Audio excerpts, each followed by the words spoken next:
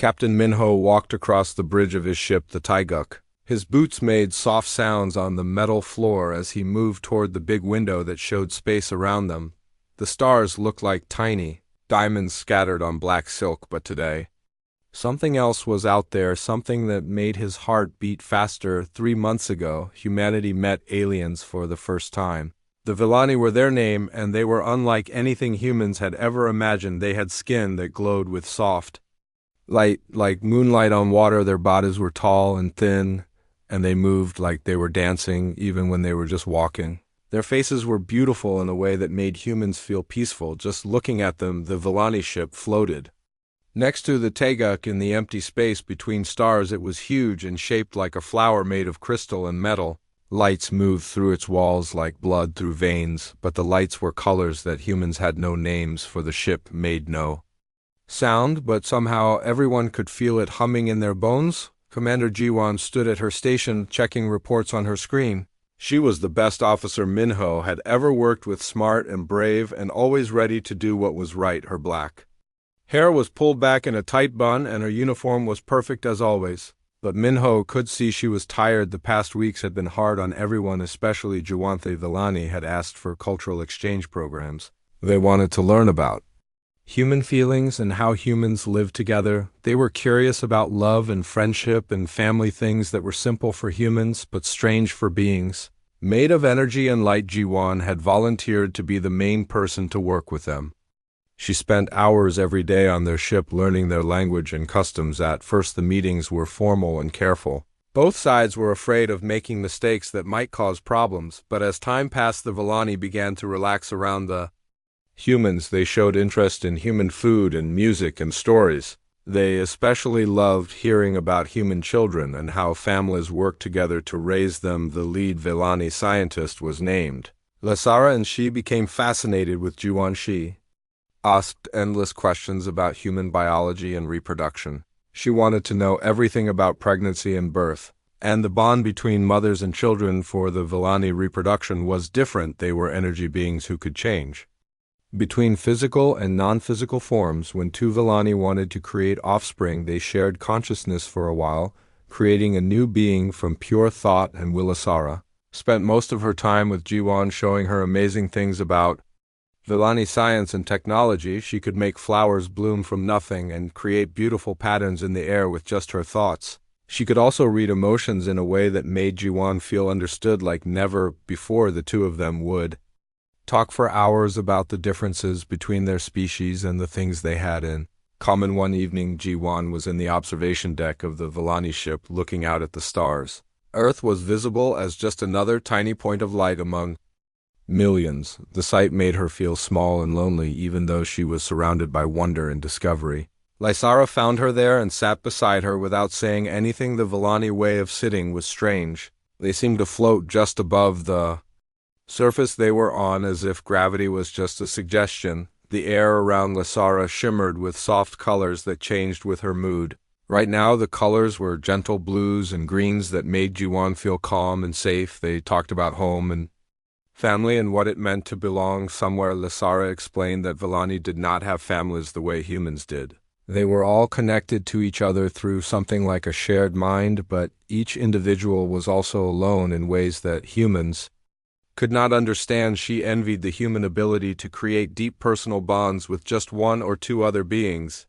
As they sat together watching the stars, something changed between them. The air seemed to become thick with energy, and Jiwan felt her heart start beating faster. Lysara reached out with one long, graceful hand and touched Jiwan's face. The touch was warm and sent tingles through Jiwan's whole body like electricity, but gentle and pleasant. What happened next was hard to explain. Later, when Jiwan tried to remember it, the boundaries between where she ended and Lysara began seemed to dissolve. They shared thoughts and feelings in a way that went beyond words or touch. For a moment, they were one being experiencing the universe through two different sets of senses. It was beautiful and terrifying and completely unlike anything in human experience. When it was over, Jiwan felt different. Her body hummed with energy she had never felt before. Her mind seemed sharper, and she could sense things about the ship and the people on it that she had never noticed. Colors looked brighter and sounds had more meaning. Even the feeling of air moving in and out of her lungs was more intense. Lysara looked pleased but also worried. She explained that she had wanted to understand human bonding by experiencing it directly, but the process had been more intense than she expected. Something had happened that went beyond simple cultural exchange. The energy patterns of both their species had somehow mixed together in ways that neither of them fully understood. The next morning, Jiwan returned to the Taeguk feeling like she was walking in a dream. Everything seemed different. Somehow the familiar corridors of her ship looked strange and new. Her crewmates' voices sounded different, and she found herself knowing things about them that they had never told her. She could sense Lieutenant Taiko's worry about his family back on Earth and feel Engineer Hyokma's excitement about the alien technology. Dr. Seokjin, the ship's medical officer, called her in for routine tests after her time on the alien vessel. He was a careful man who took his job seriously, and he wanted to make sure that exposure to alien environments had not caused any health problems. The test took several hours and involved machines that scanned every part of her body. When the results came back, Dr. Seokjin looked confused and worried. Her cellular activity had increased dramatically. Her brain showed new neural pathways that had not been there before. Her immune system was working at levels that should have been impossible for a normal human, but she felt fine, better than fine actually. She felt like she could run for miles or solve complex problems that would have stumped her before. The strangest thing was her dreams. Every night she saw visions of vast structures floating in space and civilizations that spanned entire galaxies. She saw technologies that could reshape matter with thought alone, and beings of pure energy dancing among the stars. The dreams felt real, like memories from someone else's life, but somehow they belonged to her. Now, a week after her experience with Lysara, the Villani announced they would be leaving. They said the cultural exchange had been successful, and they had learned everything they needed to know about humanity. But there was something in the way they said it that made Minho suspicious. They seemed excited about something they would not explain. Lysara came to say goodbye to Jiwan in the docking bay where the two ships were connected. Her beautiful face was glowing brighter than usual, and her movements seemed more energetic. She took Jiwan's hands in both of hers and looked into her eyes with an expression that was hard to read. Don't panic when the changes begin, Lysara said in her musical voice. You carry something precious, now something that will bridge the gap between our peoples. The universe is about to become a much more interesting place, and you will be at the center of it. All before Jiwan could ask what she meant, the Villani ship began to move away. The connection between the vessels was severed, and the crystal flower ship turned toward deep space within moments it had vanished into hyperspace, leaving the human crew alone among the stars with questions that no one could answer. Jiwan stood at the observation window watching the place where the Villani ship had been. She touched her stomach without really knowing why, and felt a strange warmth spreading through her body. Something was definitely different, but she did not yet understand what Lysara had meant about carrying something precious. Captain Minho came to stand beside her, and they both stared out at the empty space. The first contact mission was officially over, but somehow Jiwan knew that the real adventure was just beginning.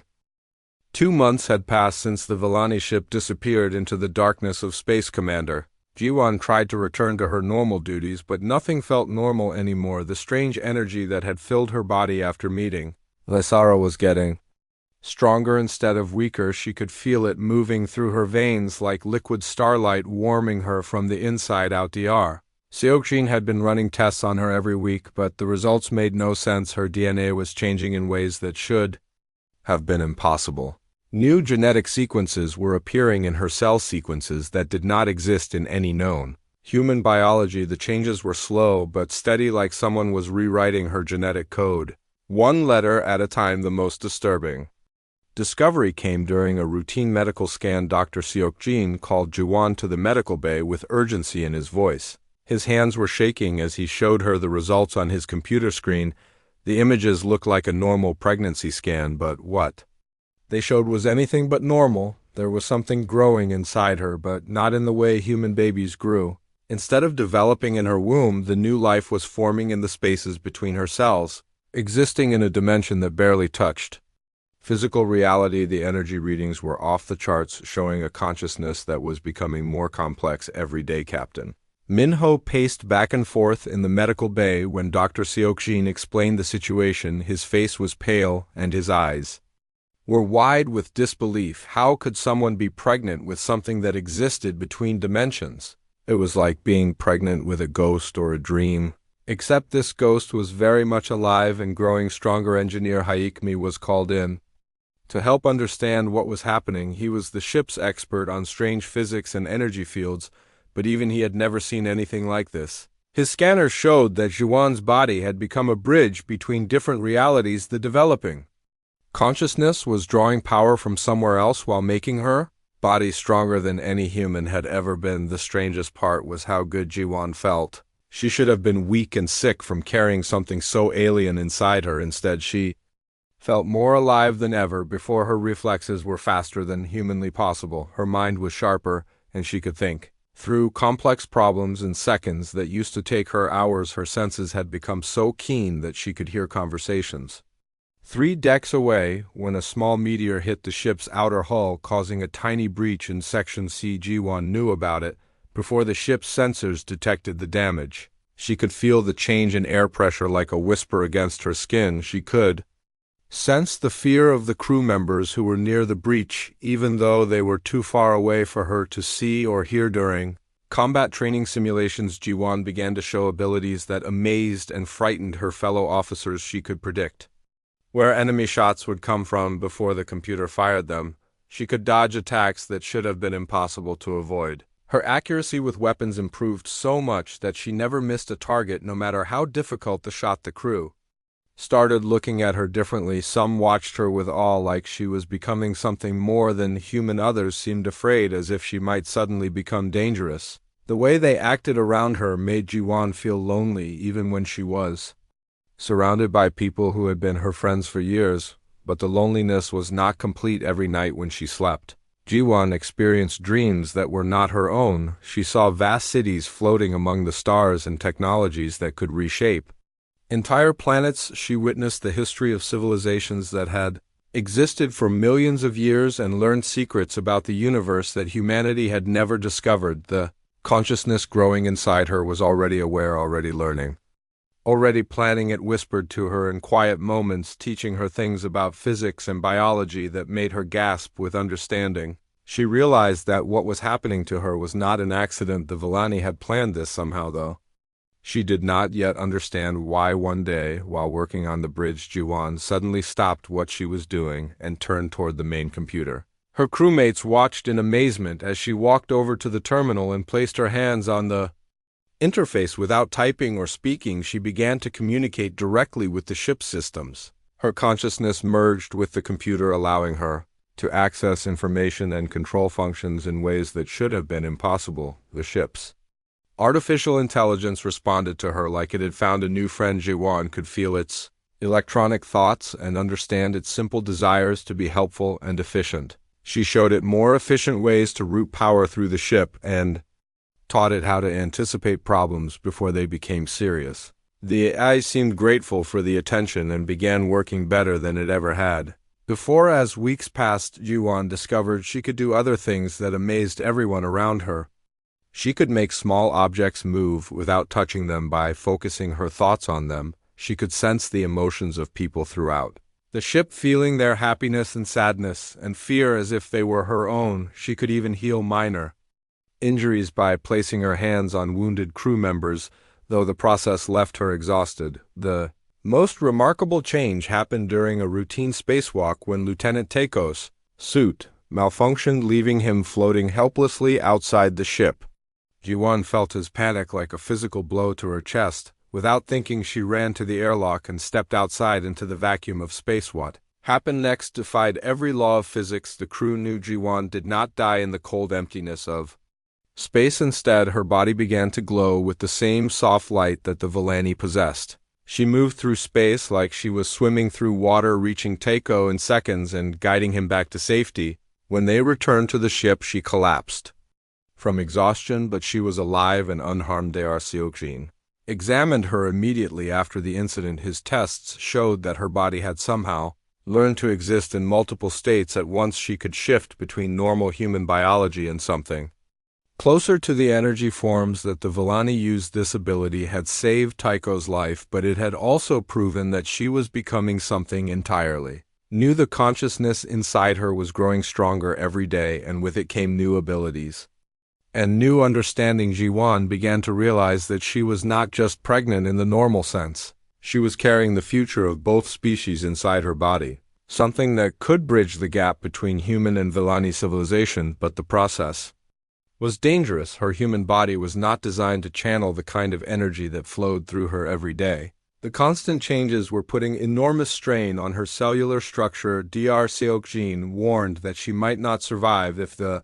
transformation continued at its current pace. As Jiwan lay in her quarters that night, feeling the alien consciousness stir within her, she wondered what Lasara had really done to her. Was this what the Villani scientist had planned all along, or had something gone wrong during their moment of connection? Either way, there was no going back now. She was committed to seeing this through to whatever end awaited her. The universe had become a much stranger place, and she was at the center of changes that would affect both humanity and the Villani in ways no one could predict. The only thing she knew for certain was that in a few months everything would be different, and she would either be dead or transformed into something the galaxy had never seen before.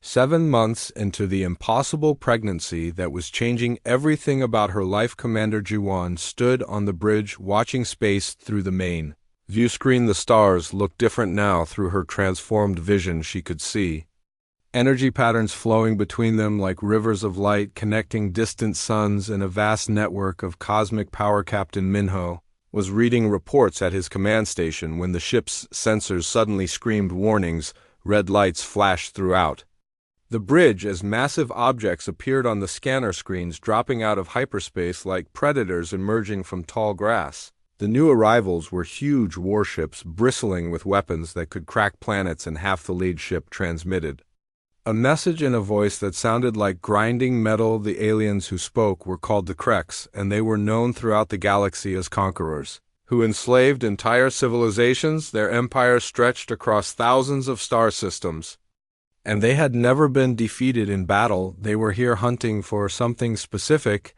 and they would not leave without it. Lieutenant Taiko worked frantically at the communication station, trying to understand the alien language. The translation software struggled with the harsh sounds, but eventually produced words that made everyone's blood run cold. The Kreks had detected unusual energy signatures in this sector, signatures that matched ancient prophecies about a hybrid being who could bridge different dimensions. They demanded the immediate surrender of any dimensional offspring aboard human vessels.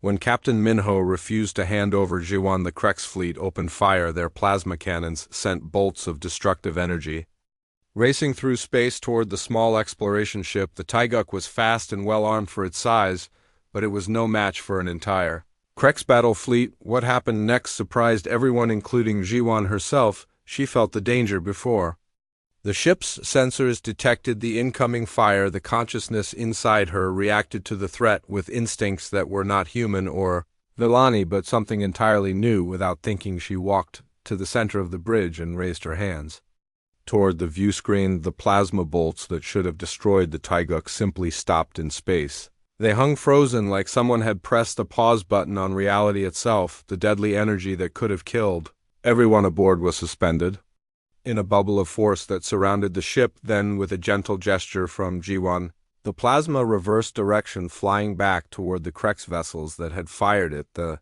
alien warships had shields that could deflect normal weapons, but they were not prepared for their own attacks coming back at them. The redirected plasma struck their hulls, causing explosions that lit up space like new stars. The Kreks fleet quickly stopped firing, realizing that their target was far more dangerous than they had expected. Jiwan began speaking in languages that did not exist.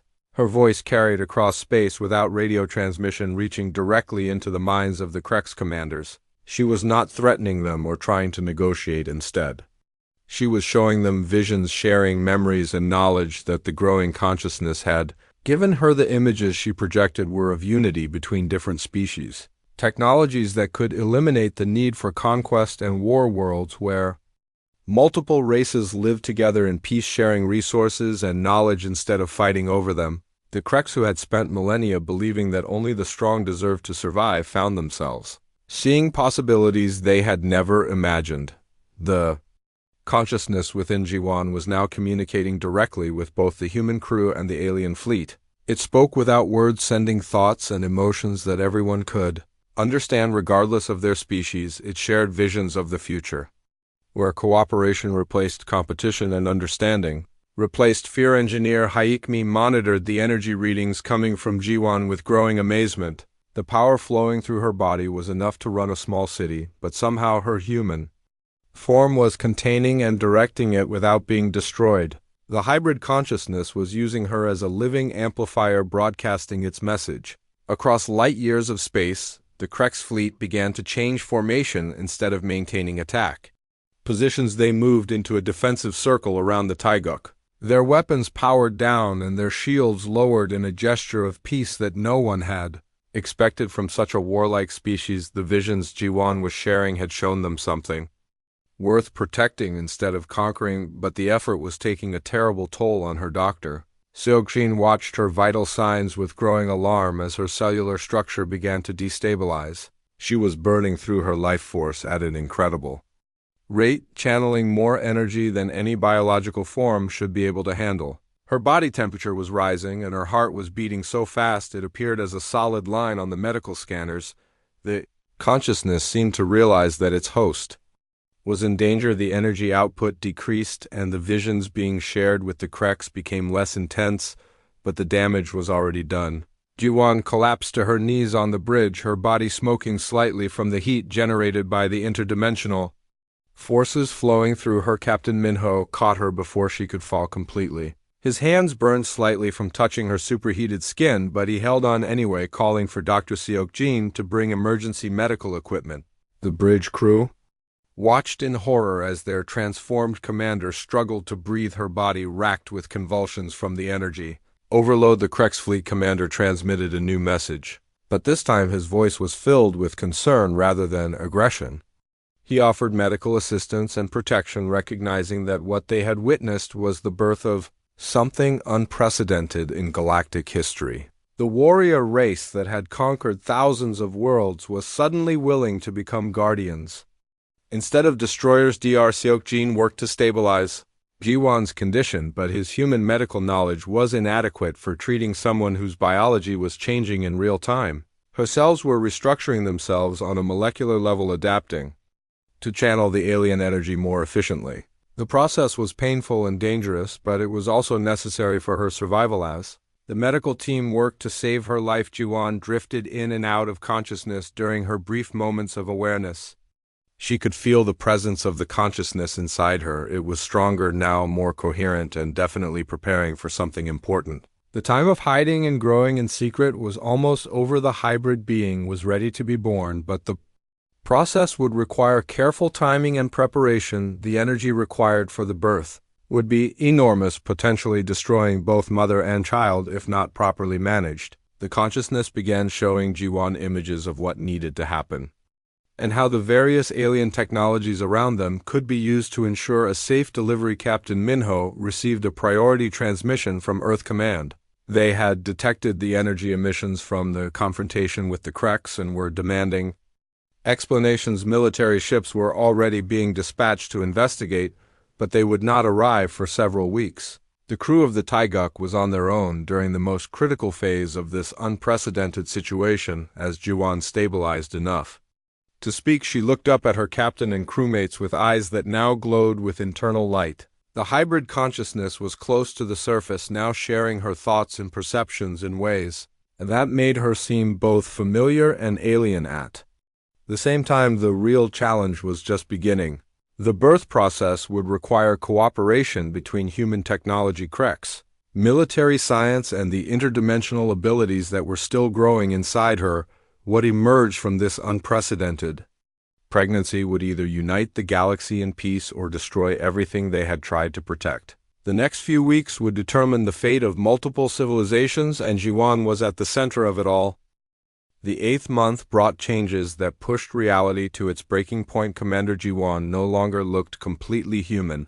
Her body existed in multiple dimensions at once, making her appear translucent to normal vision while radiating energy. That could be felt throughout the entire ship. When she walked down the corridors, lights flickered and electronic equipment responded to her presence without being touched. Seokjin worked day and night trying to find a solution to keep both mother and child alive during the approaching birth. Traditional medicine was useless when dealing with biology that existed between dimensions. His instruments could barely measure what was happening to Jiwan, let alone treat it. Her vital signs showed impossible readings that should have meant death, but instead indicated a form of life. Beyond human understanding, the consciousness inside her had grown so powerful that it was affecting reality around the Taigek. Gravity fluctuated randomly, making objects float or become impossibly heavy without warning. Time moved differently in various parts of the ship, with some areas experiencing minutes while others lived through hours. The crew struggled to function normally as their familiar environment became increasingly unpredictable. Engineer Haikmi spent sleepless nights searching through the data that Lesara had shared during the cultural exchange. Hidden in the massive files of Villani scientific information were references to something called consciousness birthing chambers. These were devices that could help energy beings transition into physical form without destroying their hosts. The technology was incredibly advanced and required materials that humans had never worked with. Before Captain Minho made a decision that would have seemed insane under normal circumstances, he authorized the construction of a hybrid birthing chamber using the ship's fabrication systems, combined with salvage technology from the Krex fleet. The alien warships had offered their assistance after witnessing the power of the hybrid consciousness. Their own scientists were fascinated by what they were seeing and eager to help with the unprecedented birth. Working together, human engineers and Krex technicians created something that had never existed before. The birthing chamber combined the best of both technologies with theoretical principles borrowed from Villani science. The result was a device that looked like a crystal cocoon, surrounded by energy fields and quantum processors that could manipulate matter at the subatomic level. Pilot Yunji had remained quiet through most of the crisis, but finally spoke up with an insight that surprised everyone. Her grandmother had been a traditional healer in Korea, someone who understood the flow of energy through living beings. She suggested that the separation of consciousness from host could not be purely technological but needed to incorporate the emotional and spiritual bonds between mother and child. The idea seemed strange to the alien scientists, but Dr. Seokjin recognized the wisdom in it. The consciousness had not chosen Jiwan randomly as a host. It had selected her as a parent, someone who could guide and protect it as it learned to exist in physical reality. The birth process needed to honor that relationship while safely transferring the hybrid being into its own independent existence. Preparations began in the ship's largest cargo bay, which was converted into a birthing chamber that looked like something from a dream. The walls were lined with crystalline structures that pulsed with soft light. Energy conduits ran across the ceiling, carrying power from both human and Krex sources, while quantum field generators created stable pockets of altered space. Jiwan lay at the center of it all, connected to monitoring equipment that tracked her vital signs, while alien technology prepared to facilitate the most unusual birth in galactic history. Her body had become a living bridge between dimensions, serving as the final link that would allow the hybrid consciousness to fully enter physical reality. The process began slowly, with energy building gradually around the birthing chamber.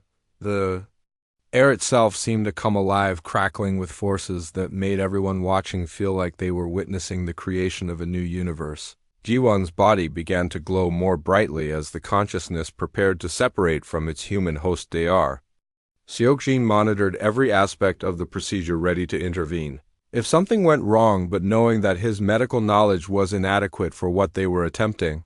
The Krex scientists provided data about energy manipulation, while engineer Haikmi coordinated the human technology that kept the entire system stable. As the separation reached its most critical phase, something unexpected happened. The consciousness did not emerge as a single being. Instead, it divided itself, creating two distinct entities that shared the same source but expressed different aspects of its hybrid nature. The energy readings doubled as twin consciousness prepared to enter the physical world. The first entity embodied the analytical scientific curiosity of the Villani combined with human logical thinking. It would be able to understand and manipulate the fundamental forces of the universe while maintaining the emotional connections that made humans so adaptable. The second entity carried the protective instincts and emotional depth it had learned from its human mother, along with the energy manipulation abilities of its alien heritage. Both beings began to take physical form within the birthing chamber. Their bodies were clearly neither fully human nor completely Villani, but something entirely new. They had the basic shape of human children, but their skin had the soft luminescence of the Villani, and their eyes held intelligence that far exceeded normal infants.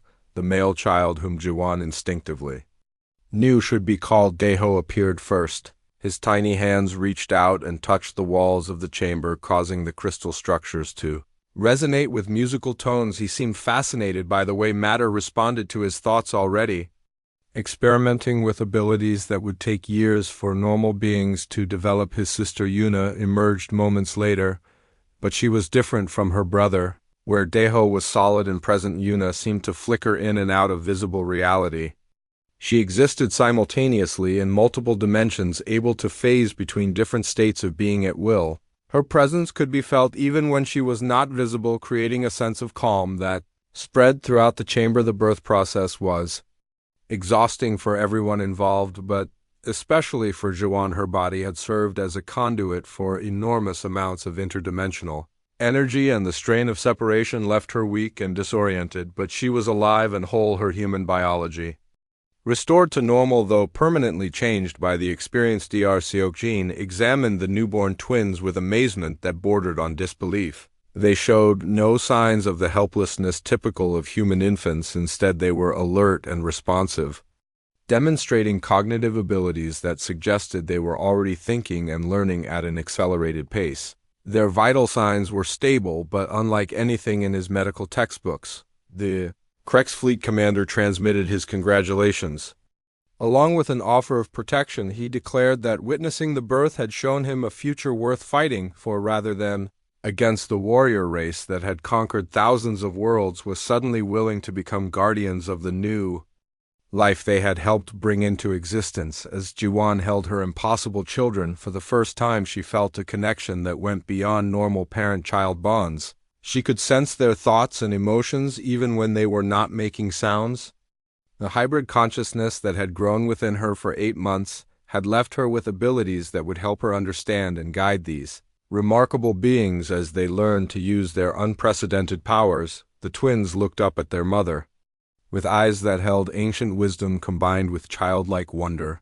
They were the first of their kind, bridging the gap between species and dimensions in ways that no one had thought possible. The universe had become a much more interesting place, and these two small beings would help determine whether that change would bring peace or chaos to the galaxy. Captain Minho watched the reunion between mother and children, knowing that this was only the beginning. The real challenges would come as the twins grew and learned to control abilities that could reshape civilization itself. But for now, in the quiet aftermath of an impossible birth, there was hope that something wonderful had been brought into existence.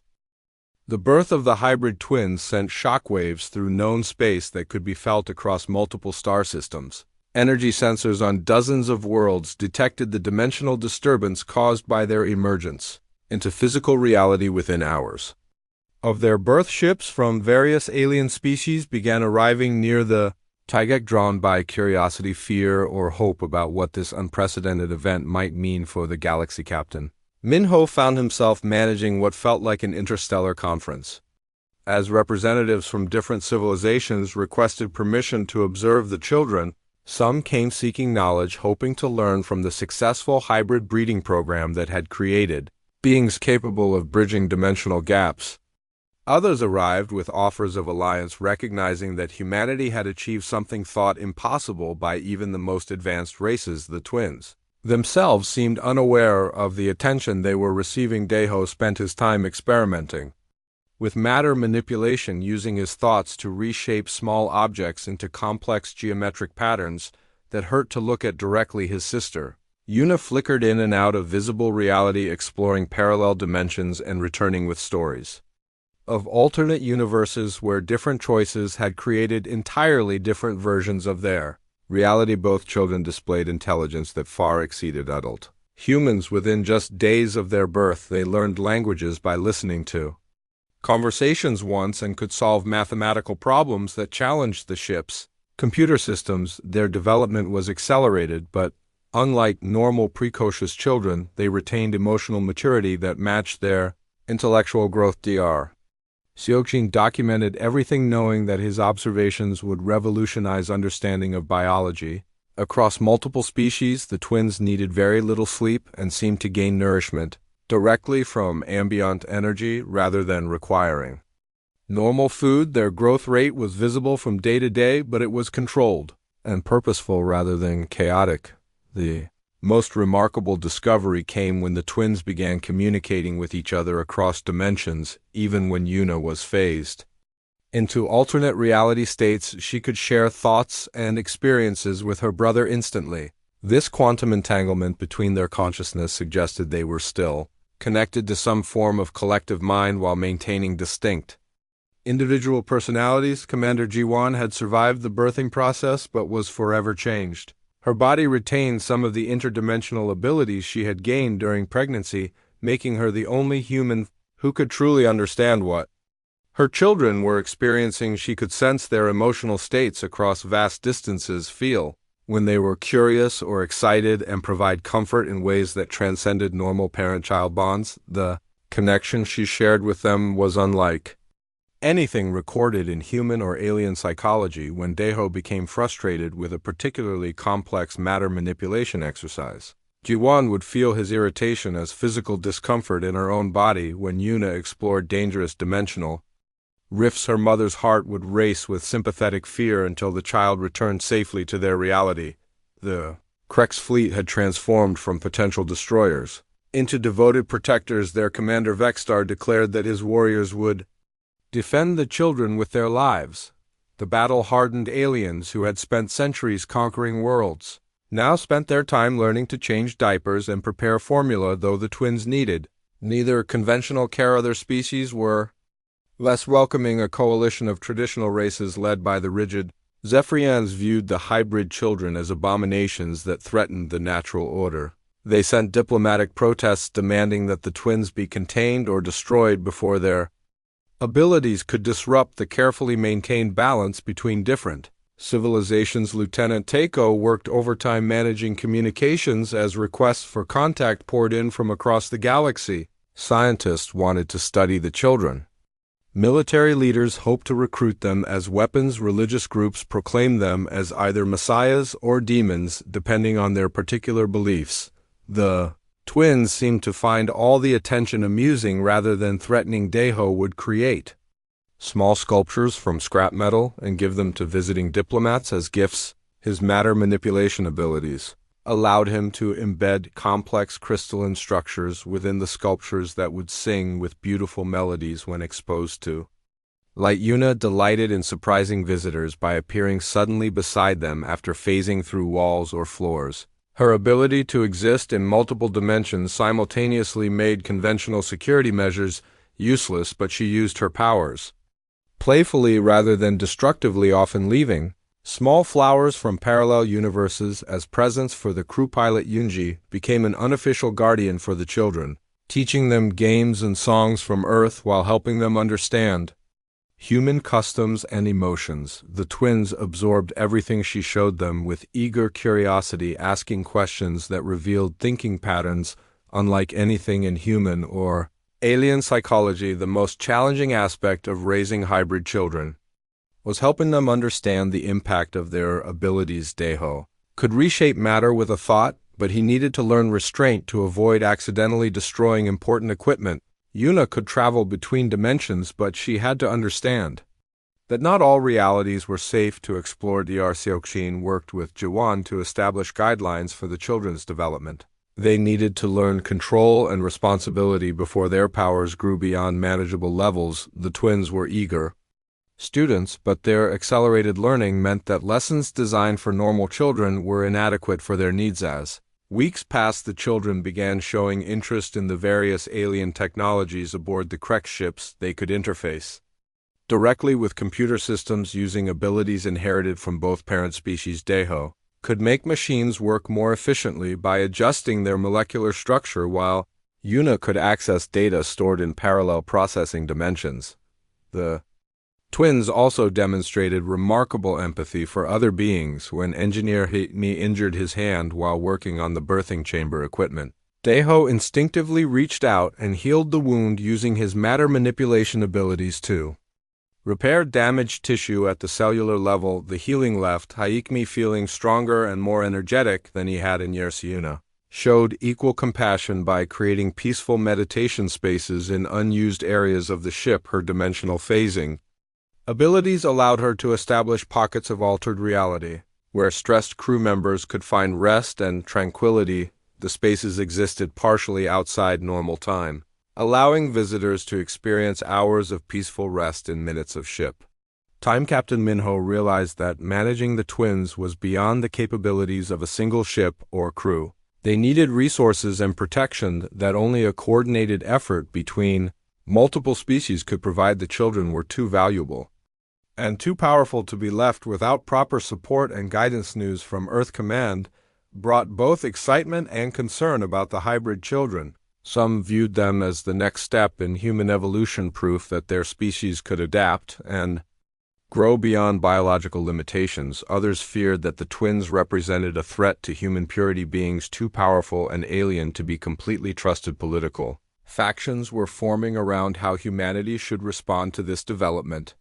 Some wanted to study and replicate the process that had created the hybrids. Others insisted that such experiments were too dangerous and should be banned. The debate was becoming heated, with implications that could affect relations between Earth and its colonies. As Jiwan watched her children play with technologies that could reshape civilizations, she understood that their impact would extend far beyond what anyone had imagined. They were not just hybrid beings, but potential bridges between entire ways of thinking and existing. The universe had gained something precious and dangerous, and she was responsible for helping them learn to use their gifts wisely. The future was full of possibilities, both wonderful and terrifying. The twins would grow up to face challenges that no parent could prepare them for, but they would also have opportunities to create positive change on a scale never before possible. The galaxy was watching and waiting to see what these remarkable children would become. 9 months after that first contact that changed everything, Commander Jiwan stood in the observation deck of the Taiguk, watching her children play in ways that made the laws of physics seem like gentle suggestions rather than absolute rules. Deho was creating complex sculptures from floating stardust, his matter manipulation abilities turning cosmic debris into beautiful art that rotated in patterns that should have been impossible. His sister Yuna flickered in and out of visible reality as she explored parallel dimensions where different versions of their universe existed. She would disappear for minutes at a time, then return with stories of worlds where humans had never left Earth, or where the Villani had evolved into beings of pure thought. Her ability to phase between realities had grown stronger, allowing her to bring back small objects and even living flowers from alternate versions of their galaxy. Captain Minho approached quietly, carrying the latest batch of reports from Earth Command and various alien governments. The news was mixed, bringing both opportunities and challenges that would shape the future of multiple civilizations. The hybrid children had become the most famous beings in known space, with every major species wanting to establish contact or alliance with them. The political situation on Earth was becoming complicated. Some human factions viewed the twins as proof that their species could evolve beyond biological limitations. They saw Deho and Yuna as the next step in human development, beings who could help humanity take its place among the most advanced civilizations in the galaxy. These groups wanted to study the children and attempt to replicate the process that had created the mother. Factions feared what the hybrids represented. They worried that beings with such tremendous power could never be truly loyal to humanity alone. The twins existed between species and dimensions, making them potentially more alien than human despite their mother being born on Earth. These groups wanted the children contained, or at least carefully controlled to prevent them from becoming a threat. The Villani had finally returned to the system, their crystal flower ship appearing silently beside the Taygek as if they had never left. Lysara requested permission to meet the children she had helped create. Her curiosity about human parenting had been satisfied in the most extraordinary way possible.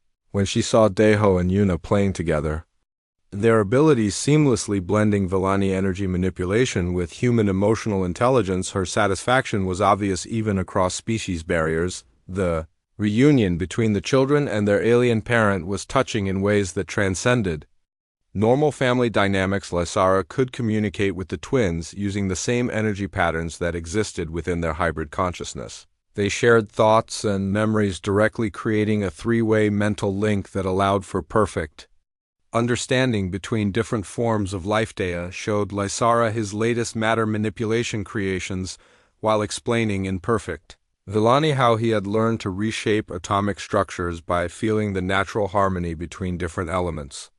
His artistic abilities had evolved beyond simple sculpture into forms of expression that could convey complex emotions and ideas through the very structure of matter itself. Yuna demonstrated her dimensional phasing by taking Lysara on a brief journey through parallel realities, showing her worlds where the Villani had developed differently or where other species had become the dominant force in the galaxy. The experience left Lysara amazed at the scope of possibilities that existed beyond their normal understanding of reality.